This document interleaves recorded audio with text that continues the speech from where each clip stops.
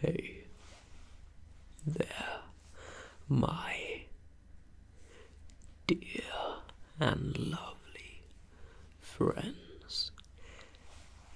It's been a long time since we've done a meditation together.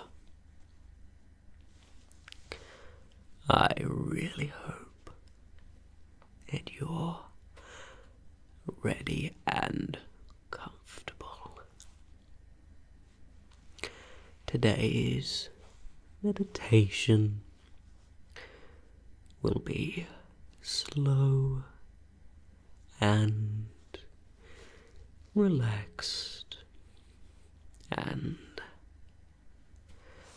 we'll just include a generic progressive muscular relaxation technique, and will involve you listening to my voice. Okay?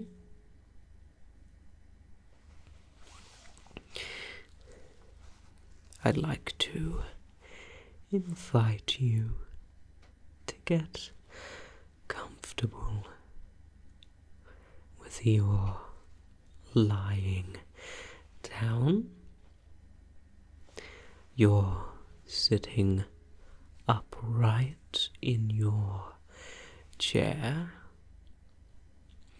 or perhaps you're even standing on a meditative walk, which is something that sometimes I try to do to clear my mind. Just make sure that your spine is in a neutral position.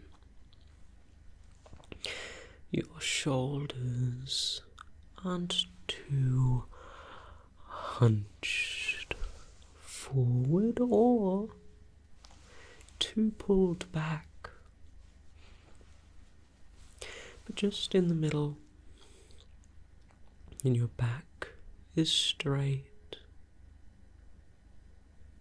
not in a painful position or unnatural posture. And we're going to start with a few breaths, starting by breathing in through the nose, and I'll be counting you through this with my hands, and I'll be doing it along with you, okay?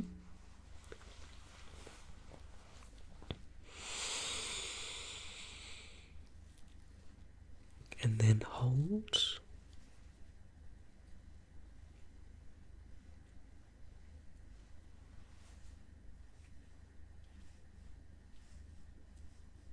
And out.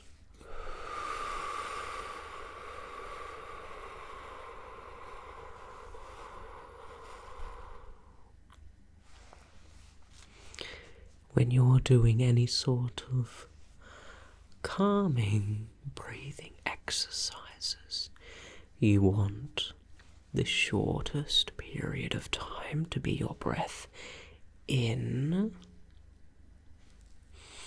through your nose, perhaps 4 seconds, or to a count of 4 is good.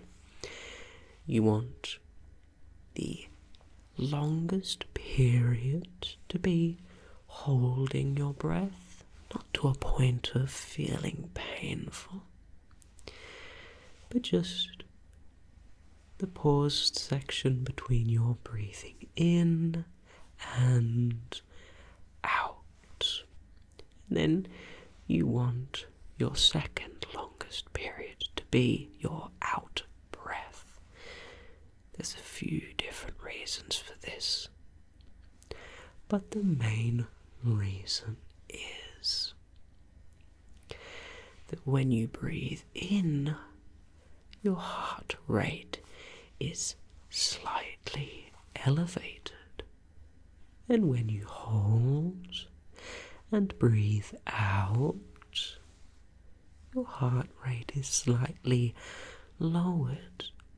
And so if you're in a session of controlled breathing, your in-breath is short or shorter than your out-breath, and your out-breath and holding are longer, you're going to change the ratio and slowly help to depress your heart rate.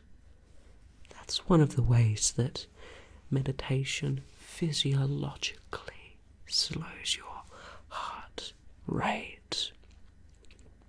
Meditation is not only a physical practice, it's also a psychological one. So, focusing on your breath as an anchor point helps you to stay calm,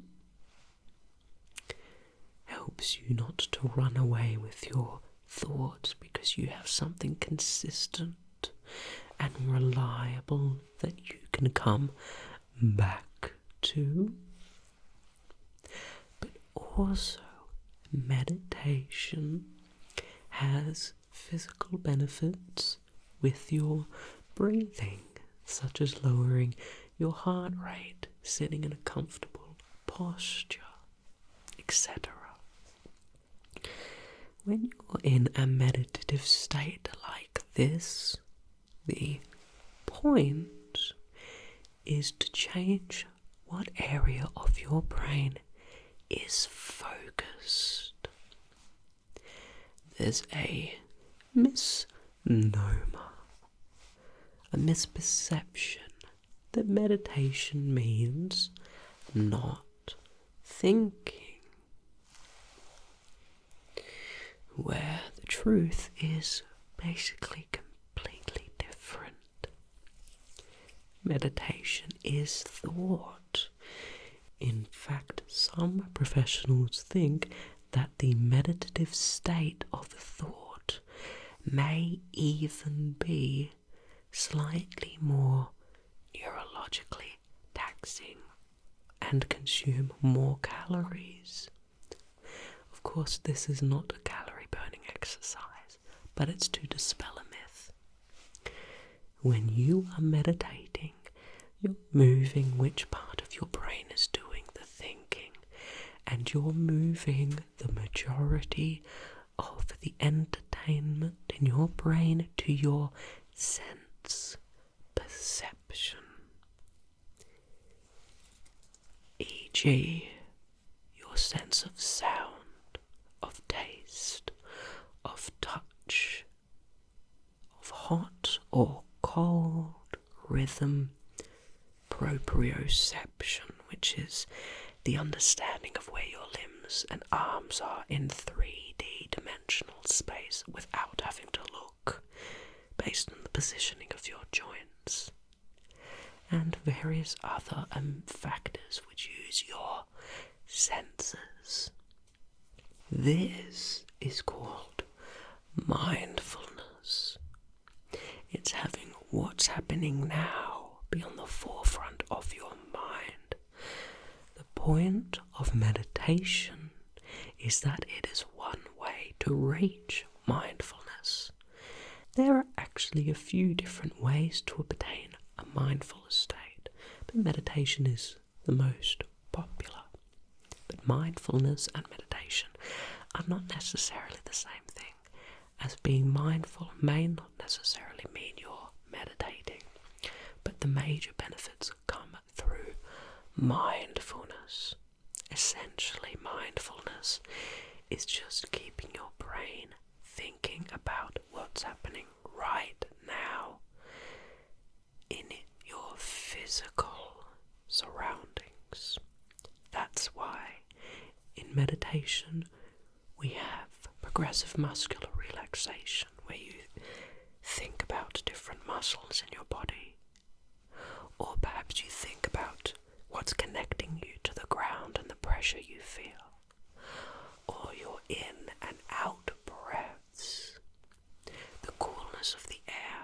coming out of your nose, or going into your nose, or even the hotness coming out of your mouth, or hearing things around you, or in meditation, they'll come up with some sort of visualization, imagining white light or energy surrounding you and flowing like a river. These different visualizations occupy an area in your eye's mind that's basically your immediate sense perception as well. So regardless of if you do or do not believe in any spiritual or religious elements of meditation, that is the practical reason it works. And so, if you're scientific or skeptical, I would make sure not to ignore the visualization techniques that may inherently sound religious, because visualization techniques can be extremely effective. I know that when I started meditating, I found it slightly strange being educated in evidence-based practice, listening to people imagining white light and energy and a tree growing and fire. I thought it was symbolic or a metaphor, but practically it's something for you to think about. Now, breathing in again.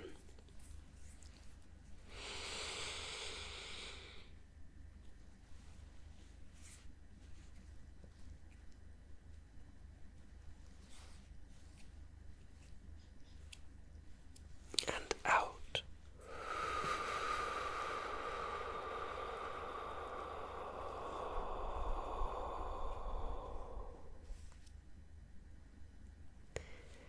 The reason I make these meditation videos, as you may have noticed, is to slip in details about meditation. Some meditation teachers will guide you through meditations and do a perfectly good job, but I find it's extremely important to educate my students on what meditation is, how it works, and what it does. I think this is important, as meditation and mindfulness are often misunderstood and not correctly utilized. Mindfulness is a universal practice that's used in many multidisciplinary situations. I had the opportunity to work in a chronic pain ward where we employed meditation and taught it as an extremely valuable skill. I've also attended and done therapy, and mindfulness is an inherently practical practice used throughout multiple different psychological systems. So, I'd love to invite you to practice meditation more. I have plenty of other meditations, and I'm hoping to get back to meditating or doing these meditations with you regularly. The major form of meditation. In this meditation, the major anchor point is my voice. You're listening to my voice and sitting in a still position and staying calm. The great thing about this is that you can still actually be mindful and listen to what I'm saying and learn at the same time. The mindfulness stops when you get a thought trail, and that meditation, this valuable skill. Maybe I'll do this later on. Maybe blah blah blah blah blah. I need to go and blah blah blah blah blah. It's perfectly fine and natural to experience this. People think it's a sign of not having success in your meditation when a thought trail starts to happen. But the truth is actually the opposite. If you're not identifying thought trails when you're meditating, you haven't gained the ability to self-perceive your own thoughts in a way in which is mindful, which is the main skill you develop when meditating. The skill is for you to be sitting and then notice the thought, not have an emotional reaction, not going, oh, I'm thinking again.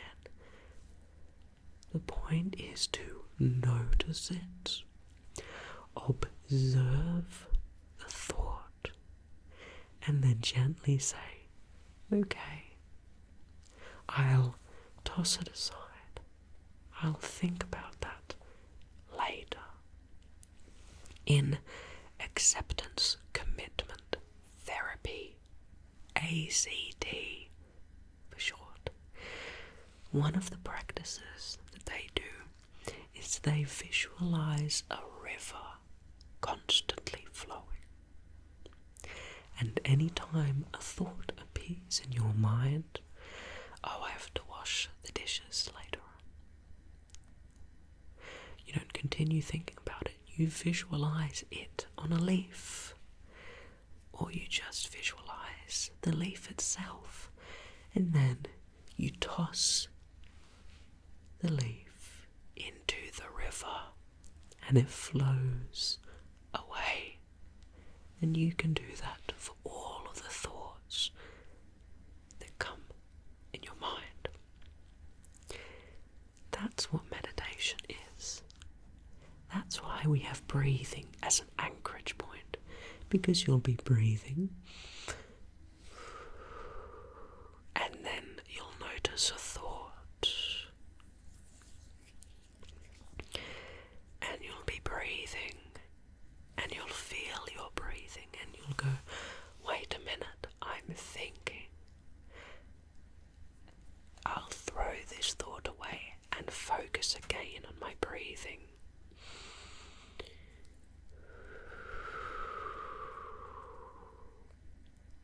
It's a skill. It's one that you build. It's the skill of being in the here and now. The reason that people say meditation changes your psychology on a longer term basis than the duration of your meditation is it actually shifts your perception just for a little while to be more focused on your immediate sense perception. This means that you spend 5, 10, 15 or 20 minutes in the morning or the afternoon meditating. You work on building up and lighting the neurons in this part of your brain. And this is very important, as after you're done your meditation, that area of your brain will be lit a little bit more. And that area of your brain will be used a little bit more. And when you're going throughout your day, you're slowly developing the skill of having mindfulness in your day-to-day activities. And you can use it. Mindful eating, observing the tastes and the flavours of what you eat, is an example of mindful practice. This change in your day-to-day perception of your life and reality is the thing that slowly starts to change the cognition of your brain. And studies have shown that different areas of your brain change size when you dedicate to regular meditation. For example, the area of your brain related to needing to give in to immediate rewards shrinks, and the area related to dedication and willpower increases. So one of the reasons why you'll find CEOs and ultimate function people saying, wow, meditation changed my life. Because it does make you a bit more effective. In a way larger than making you less anxious. Now, I'd like to continue to invite you to focusing on different areas of your body. We focused on the back before. I'd like to bring your focus just to your face. It's extremely common to have tension in your face. There's lots of reasons for this. You have an underlying muscle tone in all of your muscles in your body. Tone, practically in physiology, refers to the base level of tension given to a muscle. Depending on disease or different things, your tone can be higher or lower. It's one of the reasons why doctors will hammer the little area below your knee to see the reflex, because your reflex and your muscle tone are all kind of related and can show you if you have any underlying disease or disorder. But in your face you hold a greater tone than what is necessarily the default. There's lots of reasons for this. One is that usually we are consistently holding some sort of expression. You may not notice it, but when you watch movies, television, when you're thinking, you have different changes in your face. You'll be reacting even in small ways, and these small ways build up to bring tension to your face. And so usually when people sit down and they start objectively going through each muscle in the face, they'll usually notice that it almost feels unnatural to put them all in a completely neutral posture. If we start with your forehead and eyebrows, are your eyebrows raised or are they down a little bit? I find my eyebrows are usually raised a bit more than they would naturally land. Are your cheekbones, cheeks, lips, jaw, temples, are they tensed? Can you let everything in your face hang loose?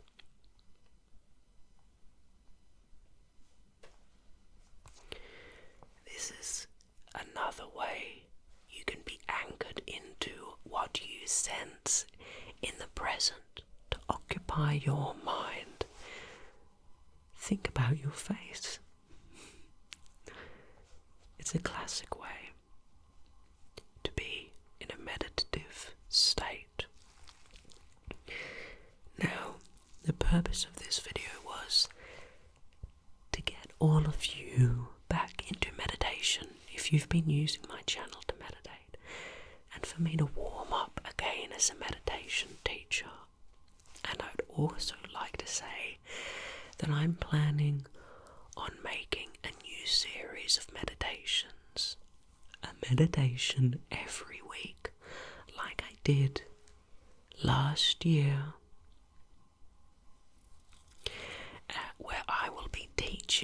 various different techniques in each meditation, not only guiding you, but helping you learn things so that you can improve your life and be more calm and more efficient and more healthy. So, thank you so much for joining me for another video. I love all of you very much, and I'm eternally grateful that I'm able to help. Thank you for watching, and I'll see you very soon.